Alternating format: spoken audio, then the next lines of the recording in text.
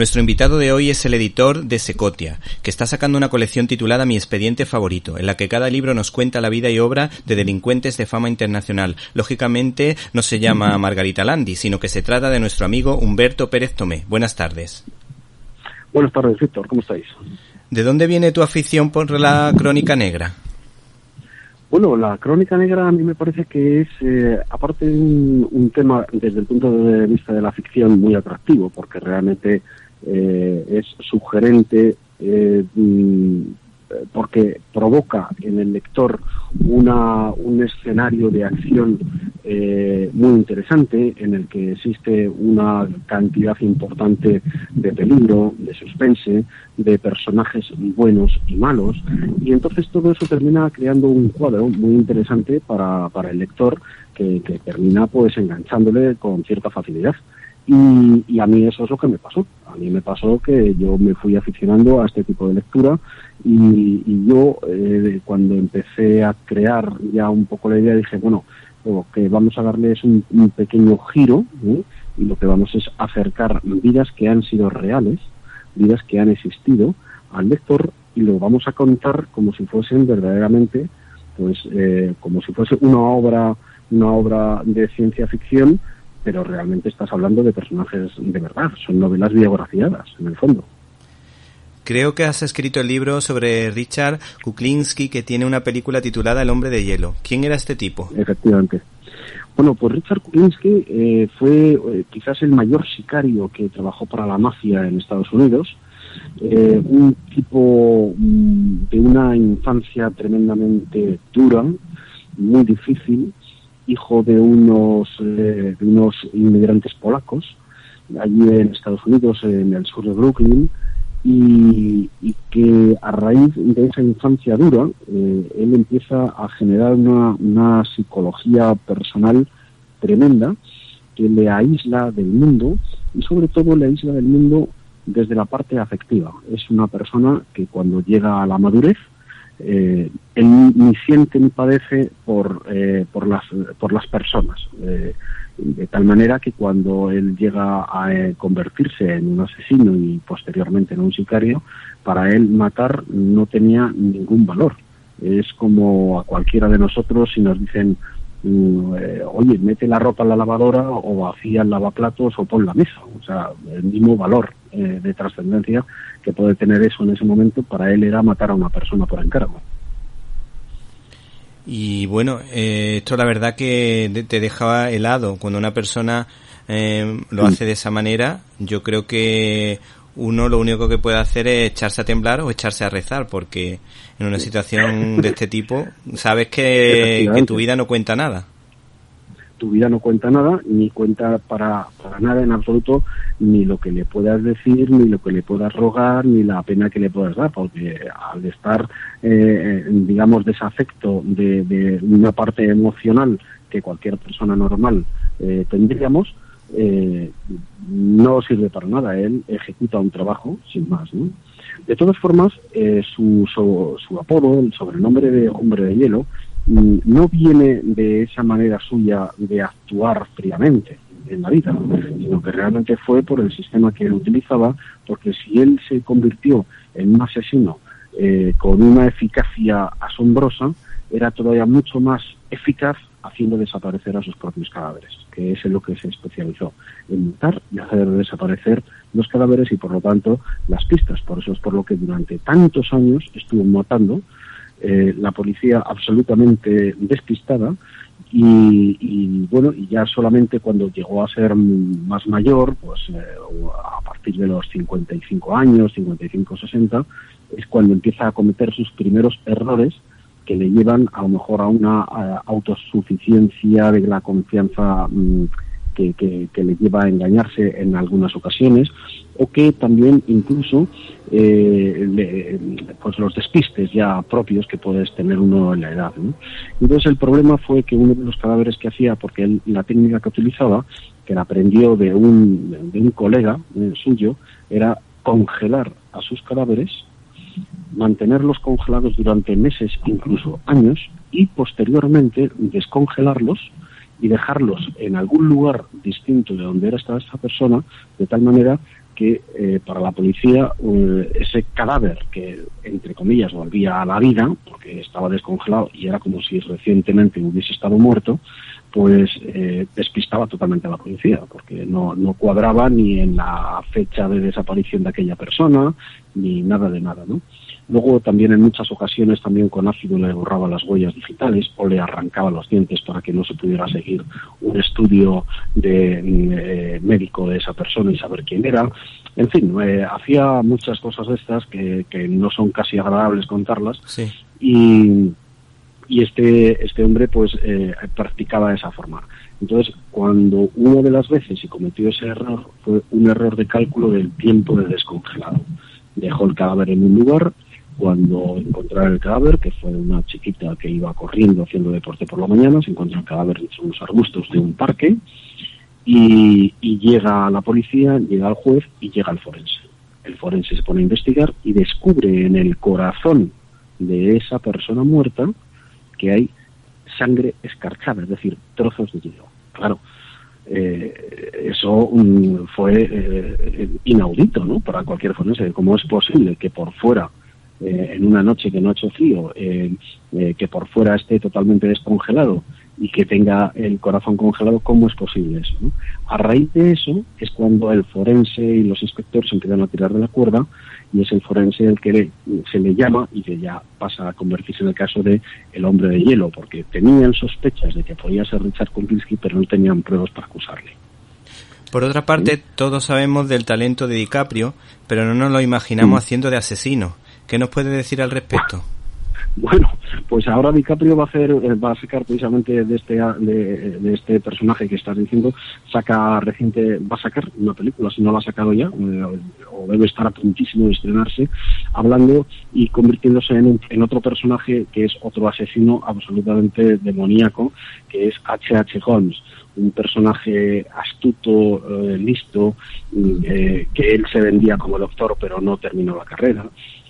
Un personaje que se dedicaba a seducir a mujeres, porque debería ser un guaperas de la época. Estamos hablando de principios del siglo XIX, de principios del siglo XX, en Estados Unidos, y se dedicaba pues a seducir a mujeres con cierta cantidad de dinero, porque su obsesión, de la misma manera que Richard Kuklinski trabajaba por encargo, mataba por encargo, este otro hombre, H.H. Holmes, realmente su obsesión era el dinero. Y estaba dispuesto a hacer todo lo que fuese necesario por el dinero. Era ambición económica pura y dura, ¿no? Y seducía a las mujeres, después de haberse aprovechado sexualmente de ellas, pues las terminaba liquidando, matando en una cámara de torturas que tenía, en un hotel que construyó precisamente pensando en la famosa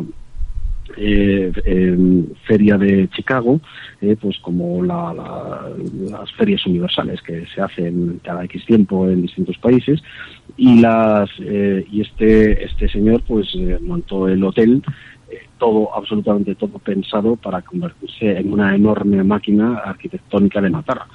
Todo llevaba a un sótano, en el que el sótano era una auténtica cámara de torturas, incluidos calabozos y demás, ¿no? Un personaje también siniestro donde los haya, ¿no? Bueno, por otra parte, si pensamos, vamos a hacer tengo yo pensado hacer un recorrido sobre algunas películas importantes dentro de la historia del cine. Uh-huh. Y en primer lugar, si pensamos en películas en blanco y negro, me vienen a la mente M, el vampiro de Düsseldorf, de Fritz Lang, protagonizada por Peter Lorre, y El cebo, dirigida por Ladislao Wajda, recordado por su película Marcelino Pan y Vino, lógicamente. Se trata de dos producciones que hablan de un asesino de niños. ¿Qué es lo que puede pasar por la mente de una persona para acabar con la vida de un niño? Bueno, pues yo creo que, vamos a ver, en un asesino tenemos que intentar, para comprender la mente de un asesino, yo creo que es muy importante intentar quitarnos nuestra mentalidad de personas normales, ¿sí? Porque una persona normal, como cualquiera de nosotros, podemos cometer un asesinato pasional, es decir, pues enfado con mi padre o con mi hijo, y entonces en un momento de arrebato le cojo y le doy con un palo en la cabeza y le he matado sin querer. Bueno, pues es una cosa pasional que puede suceder y sin más. Pero lo normal es que en eso un asesino normalmente suele tener siempre un objeto para matar, que por supuesto está trenzado dentro de su cabeza con otros muchísimos factores que para nosotros son incomprensibles, porque somos personas normales, pero que se convierten en la máquina que son y que no les altera en absoluto si tienen que conseguir su objetivo. Unas veces son el asesino en serie, que su objeto es única y exclusivamente sexual, por ejemplo, y otras veces son los asesinos de niños, que muchas veces están sujetos pues a determinados aspectos, como por ejemplo era más en la antigüedad que ahora, el sacar pues sus huesos o su sangre para curar supuestas enfermedades de los hombres. Esto, por ejemplo, ocurría también pues con Enriqueta Martí, ¿no? Que es la vampira de Barcelona, que además ha sido precisamente ha sido llevada al cine, bueno, dicho de alguna forma, ¿no? Llevada al cine porque recientemente en el Ministerio del Tiempo se ha hecho una versión de ella, ¿no? De Enriqueta Martí, y la ha puesto un poco de moda, ¿no? Entre los seguidores de esta serie, ¿no? Y esta mujer es lo que hacía, ¿no? O sea, que capturaba niños, mataba niños, primero porque ella había tenido ya una frustración enorme al haber perdido a su propio hijo, y luego porque tenía un mercado de prostitución y de gente normalmente, que se sepa además, que era gente de alta alcurnia, gente con dinero, gente con posición social muy relevante, que le compraban, le encargaban a ella pues sangre de niños recién nacido o huesecillos de niños que no tuviesen más de 10 años o todo eso para curar enfermedades que se suponía que curaban esas cosas. Luego en tono de comedia todos recordamos la película de Frank Capra protagonizada por Cary Grant, Asesino por compasión. ¿Hay algún asesino en la vida real que haya tenido un toque humano? Pues bueno, yo creo, mira, hay un caso, por ejemplo, que la tenemos publicada también, la novela de Gary Ridgway, que es el asesino de Río Verde. Este también era un psicópata espantoso, un asesino de prostitutas, que cuando se le juzgó y se le habló, todos los familiares de las chicas muertas, aunque la mayoría de las chicas muertas eran prostitutas y por lo tanto tampoco había mucha continuidad, pero bueno, estamos hablando de una América baja y depresiva, y que muchas veces las propias familias pues era el único sistema para recurrir a sobrevivir, era que alguna de las chicas o la madre se prostituyera para poder traer dinero a casa.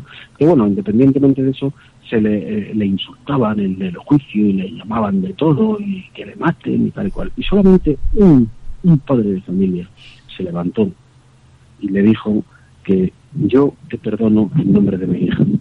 Ese momento, a Gary Ridgway, un tipo que se había mantenido absolutamente totalmente inerte a los insultos y a todo, manteniendo una cara que ni frío ni caliente, eso le hizo llorar.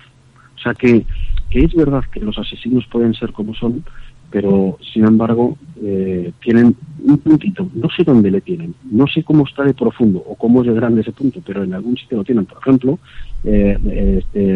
hablando antes de Richard Kuklinski, un tipo que era absolutamente frío para cuando los encargos de asesinato mataba porque había que matar, sin embargo, respecto a su familia, es decir, a su mujer y a sus hijas, tuvo 2 hijas y un hijo, esos eran intocables. O por ejemplo, no admitía ningún encargo de muerte que fuese de mujer o de niños, nada más de hombres. Entonces, dices, bueno, pues ¿cómo es posible? Sí, tienen ese puntito que en un momento determinado pueden convertirse en una persona, bueno, con algún razonamiento. Yo no digo que sea cándido, ¿no? Pero hay algún razonamiento que les salva de alguna forma en su momento, ¿no? La oscarizada El silencio de los corderos nos hizo a todos temblar con una magnífica interpretación de Anthony Hopkins, en la que este asesino, Aníbal Lecter, mostraba un alto grado de inteligencia. ¿Cómo funciona el binomio inteligencia y psicópatas? Bueno, pues eso es una cosa francamente complicada, porque es que además es curiosísimo, casi todos los psicópatas han sido gente que durante el curso, de hecho, en la película que has nombrado, El silencio de los corderos, está inspirada en un personaje que es Ed Gein, es un personaje que ha existido de verdad, ¿no? Cuando no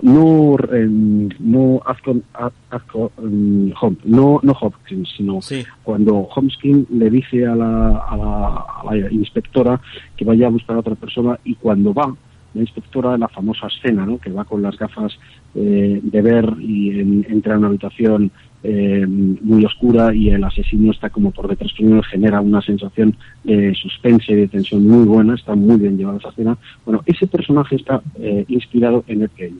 Ed Gein era una persona que al mismo tiempo también está inspirado en este personaje de Ed Gein, está inspirado en la película de Psicosis. La de, ¿cómo se llamaba? Anthony, se llamaba Anthony Perkins era el actor. Sí, eso es, Anthony Perkins, que trabaja en esa película y hace un papelazo impresionante. Pues está basado también en este personaje. Este personaje era un tipo sometido a una madre absolutamente brutal, con una capacidad de dominio. Esto le pasaba también a Gary Ridley, también una madre posesiva, una madre totalmente absorbente, que hasta siendo ya muy mayor y estando casado y todo, era la madre la que le seguía diciendo: quítate esa ropa que no te queda bien, o ponte la otra, o tal, o amenazándole, y el otro se quedaba callado. Bueno, pues lo mismo ocurría con Ed Gein.